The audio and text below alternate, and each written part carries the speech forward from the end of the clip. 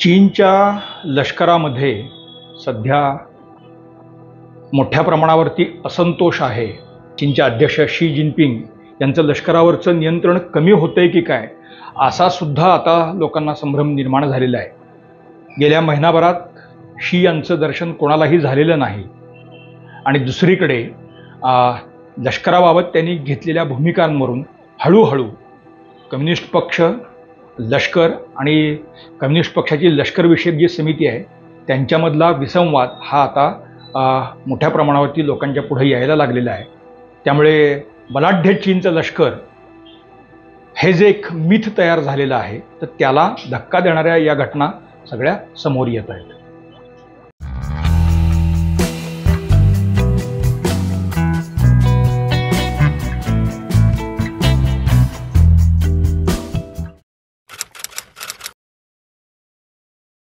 नमस्कार. चीन भारतावर हल्ला करणार अशा स्वरूपाच्या बातम्या गेल्या 8-15 दिवसात वारंवार वेगवेगळ्या पद्धतीने आपल्याकडे येत होत्या. म्हणजे लडाखच्या भागात असेल किंवा अरुणाचल असेल किंवा डोकलामसारख्या भागात असेल तर तिथे आता चीन साहस करणार वगैरे अशा स्वरूपाच्या बातम्या या येत होत्या. प्रत्येक नाण्याला दोन बाजू असतात. तसं चीनच्या लष्कराविषयी नेहमी खूप काहीतरी आपल्याला सांगितलं जातं, पण प्रत्यक्ष परिस्थिती नाण्याची ती दुसरी बाजू जरा लक्षात घेतली तर काही वेगळीच आहे असं आपल्याला दिसून येईल.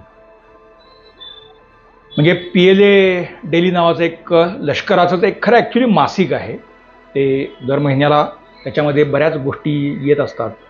आणि ग्लोबल टाइम्स हा चीनचा तर एक मुखपत्र आहेच चीनी सरकारचं, रादर कम्युनिस्ट पक्षाचं, तर त्यातही बऱ्याच वेळेला या संदर्भात अनेक घटना आलेल्या आपल्याला दिसतात.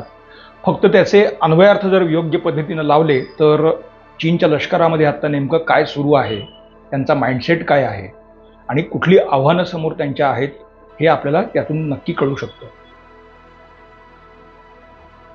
एक भाग आपण लक्षात घ्यायला पाहिजे की चीनी लष्कर मोठा आहे आणि त्यांनी काही सायंटिफिक म्हणा किंवा या गोष्टी त्यांनी केल्या, ही गोष्ट खरी आहे. परंतु त्यातले दावे हे अर्धसत्य आहेत.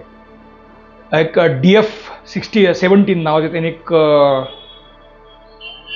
अत्याधुनिक असं विमान म्हणजे फायटर प्लेन विकसित केलं आणि ते स्टेल्थ आहे, त्या रडारमध्ये कुठेही येणार नाही असा दावा त्यांनी केलेला होता. पण आपण लडाखमध्ये म्हणजे दौलत ओल्डी आणि या सगळ्या परिसरामध्ये आपण जी अत्याधुनिक रडार्स बसवलेली आहेत, तर तिथं ज्यावेळेला ती DF-17 गेली तर त्या सगळ्या विमानांची मूवमेंट म्हणजे त्या फायटर प्लेनशी आपल्या लडारनी टिपलेली होती आणि तशी त्यांनी ती चीनच्या सरकारला सांगितली, पण की तुम्ही दावा करता पण प्रत्यक्षात हे या स्वरूपाचं आहे.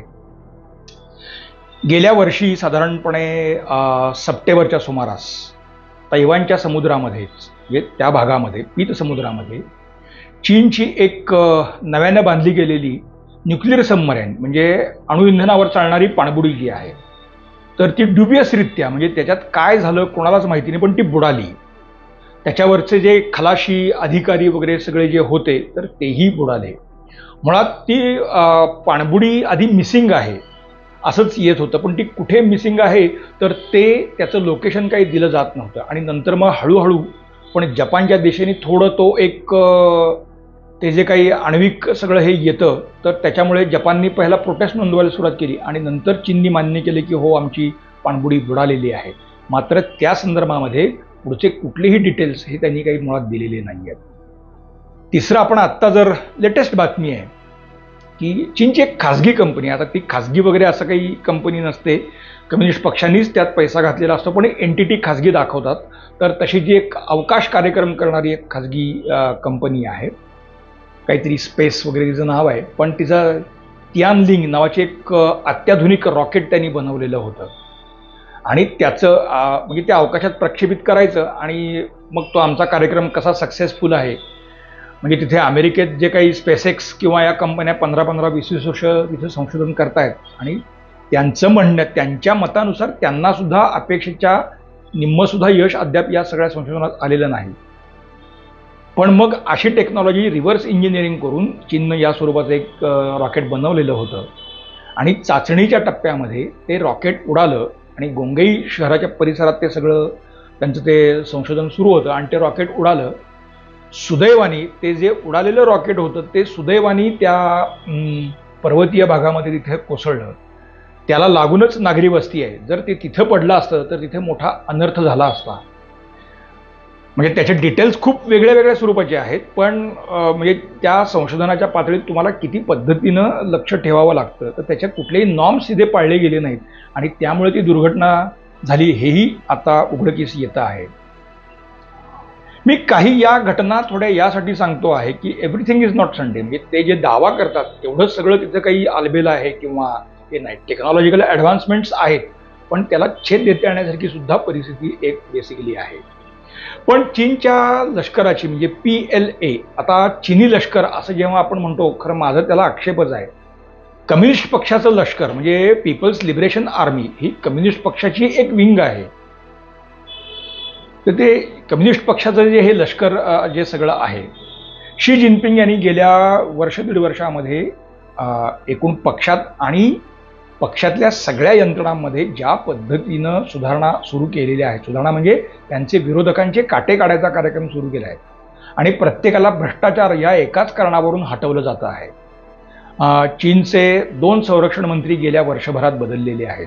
आता नवे संरक्षण मंत्री कोण हे खरं तर कोणालाच सांगता येणार नाही, इतकी दारुण अवस्था आहे.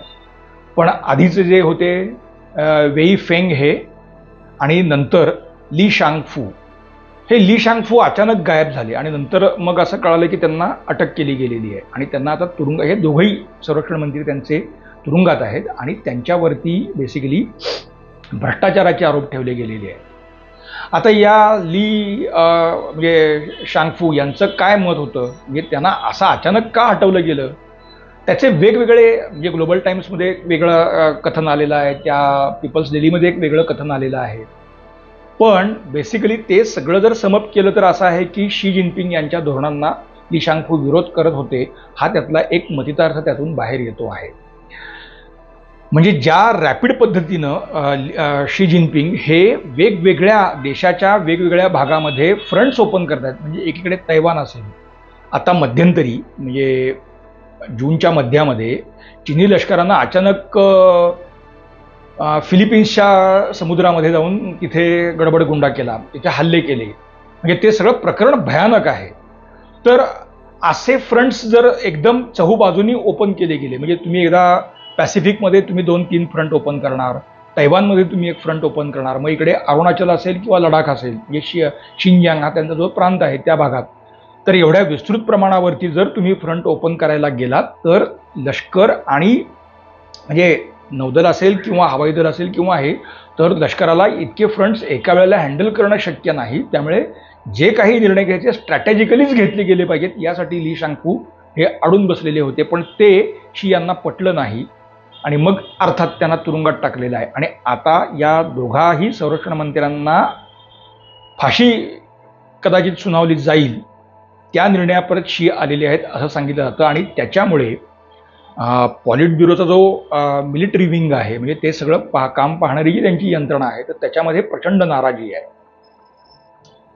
एक तर त्यातला एक भाग आपण लक्षात घेतला पाहिजे. हे ली शांगफू जे आहेत, म्हणजे तिथे त्याला काय म्हणतात ना की या ली शांगफू यांचे वडील लष्करात मोठ्या पदावरती कार्यरत होते, म्हणजे जनरल वगैरे ते होते.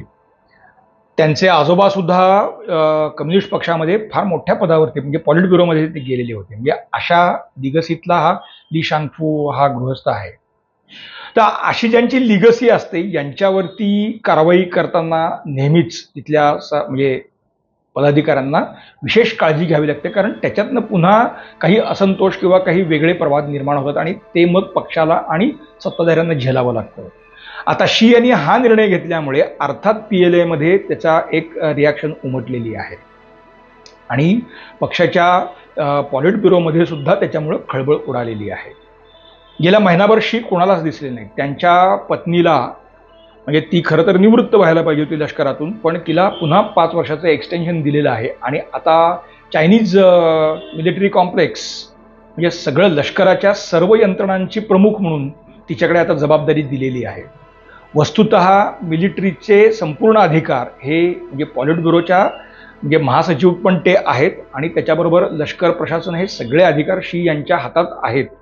तरी सुद्धा त्यांनी आता पुन्हा एकदा हे सगळे अधिकार आपल्या बरोबरीनं पत्नीला दिलेले आहेत. त्याहीमुळं पॉलिट ब्युरोमध्ये आणि पक्षामध्ये एक संघर्ष आणि असंतोषाचं वातावरण आहेच आहे.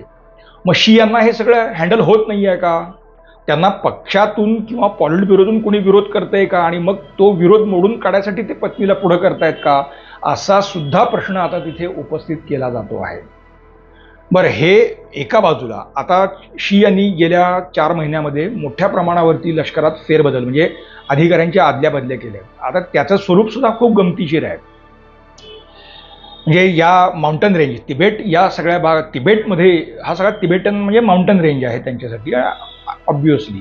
या माउंटन रेंजचा चीफ जो होता तर त्याला शांघायमध्ये नाविक दलाचा म्हणजे त्यांचं जे ईस्टर्न फ्रंट आहे त्याचा चीफ म्हणून त्यांनी तिथे नेमलं आणि त्याला तातडीनं हे दिलं.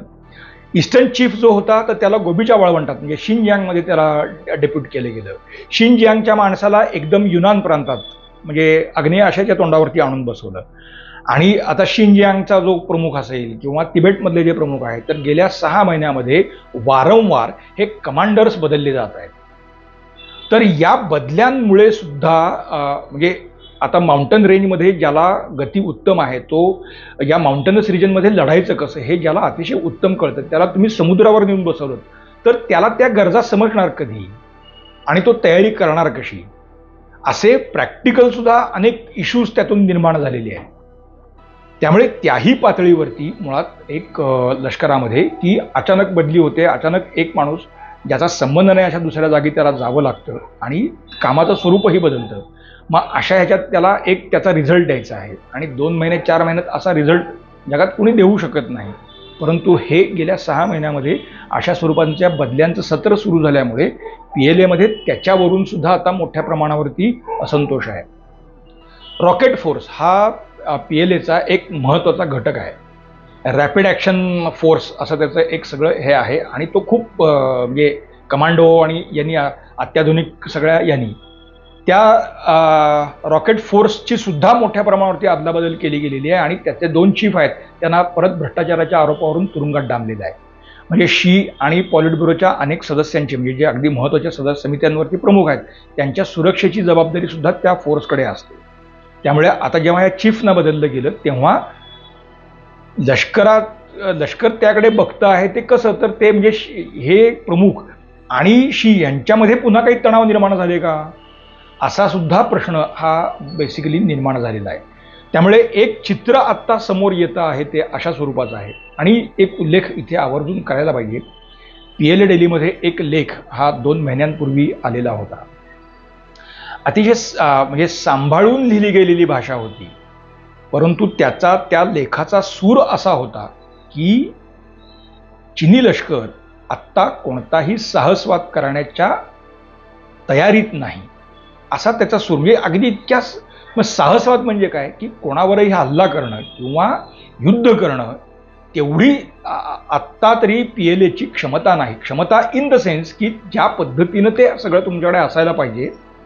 म्हणजे तुम्ही एकदा युद्ध सुरू केलं तर त्याचा लॉंग टर्म प्लॅन पण तुम्हाला असावा लागतो आणि मग तुम्हाला संसाधनं किती प्रकारे लागणार आहेत, अन्नधान्य असेल किंवा शस्त्रास्त्रांचा पुरवठा असेल किंवा तुम्ही ज्या प्रदेशात युद्ध करणार असाल तर त्या सगळ्या प्रदेशामध्ये तुम्हाला जे लागणार आहे ते सगळ्या कशा स्वरूपाचं असेल तर तेवढी सगळी सिद्धता अद्याप PLAनं केलेली नसल्यामुळे साहसवाद हा PLAनं टाळला पाहिजे असा सूर लष्कराच्याच मासिकामध्ये लावला जातो आणि ते सरकारी मासिक आहे, लष्कराचं मासिक आहे. शी त्याचे प्रमुख आहेत. हे लक्षात घेतलं तर एव्हरीथिंग इज नॉट गुड.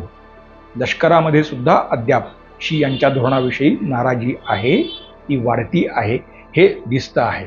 म्हणजे एकाच वेळेला अगदी शिनजियांग असेल, लडाख असेल किंवा अरुणाचलच्या सगळ्या प्रदेशात असेल किंवा तिकडे पॅसिफिकमध्ये असेल तर एवढे सगळे फ्रंट्स हे ओपन करणं योग्य नाही आणि तेवढी आत्ता क्षमता ही चिनी लष्कराची नाही.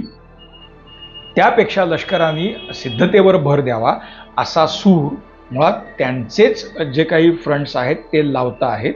हे लक्षात घेतलं तर बलाढ्य चिनी लष्कर हे मिथ आहे, त्याच्यातही खूप लॅप्सेस आहेत आणि आता PLAमधली खतखत वाढते आहे. तर ती खतखत शी यांना फटका देणार की लष्करातली ही दुफळी काही ज्या वैचारिक ही सगळी दिसते आहे ती लष्कराला पुन्हा वेगळ्या दिशेला म्हणजे खड्ड्यात घालणार हे आता बघणं आवश्यक आहे. हे सगळं जे तिथे घडतं आहे तर ते त्या नॅरेशनसह जगापुढे येऊ नये म्हणूनही चीनी कम्युनिस्ट पक्ष शी यांचं ऑफिस हे जगभरच्या फेक नॅरेटिव्ह चालवणाऱ्या लोकांना हाताशी धरून मग वेगवेगळ्या कहाण्या रचतं आहे. हे एव्हाना या 2 महिन्यामध्ये आत्ता पुढे यायला लागलेलं आहे. त्याचा एक छोटा दाखला मी आपल्याला देईन. आपल्याकडे हिंदुस्तान टाइम्स नावाच्या एका वृत्तपत्राने दिल्लीमध्ये 3 दिवसापूर्वी एक बातमी दिलेली होती की लडाखमध्ये पँगॉंग सो जर ते लेक आहे तर त्या पँगॉंग सोच्या पलीकडे मोठ्या प्रमाणावरती पायाभूत सुविधा विकसित केलेल्या आहेत अशी एक बातमी आणि इथे भारतीय लष्कराला मार खावा लागला अशा स्वरूपाची एक बातमी त्यांनी दिलेली होती. लष्कराने खुलासा केला आणि लष्कर कारवाईच्या तयारीत जाते की काय असं वाटल्यानंतर लगेच 2 दिवसात त्यांनी लोटांगण घातलं. म्हणजे या स्वरूपाचे नॅरेटिव्ह आपल्याकडे का आणले जात आहेत याच्याकडे सुद्धा आपण तेवढ्याच दक्षतेनं लक्ष दिलं पाहिजे आणि आपल्या लष्कराला टार्गेट का बनवलं जातं आहे त्याचं उत्तर चीनमधल्या या घटनांमध्ये आहे. म्हणूनही आपण या घटना अतिशय डोळसपणे बघितल्या पाहिजे. चीनमध्ये असे जे सगळे काही आता सध्या गडबडी सुरू आहेत याच्या पुढच्या गोष्टीसुद्धा आम्ही आपल्यापर्यंत आवर्जून घेऊन येणार आहोत. मित्रांनो, आपल्याला आमचं आजचं विश्लेषण कसं वाटतं आम्हाला आवर्जून सांगा. तुमच्या सूचनांचं स्वागत आहे. लाईक करा, शेअर करा, स्वागत करा, सबस्क्राईब करा आणि बेल आयकॉन दाबायला विसरू नका. पाहत रहा गोजोस्कोप. धन्यवाद.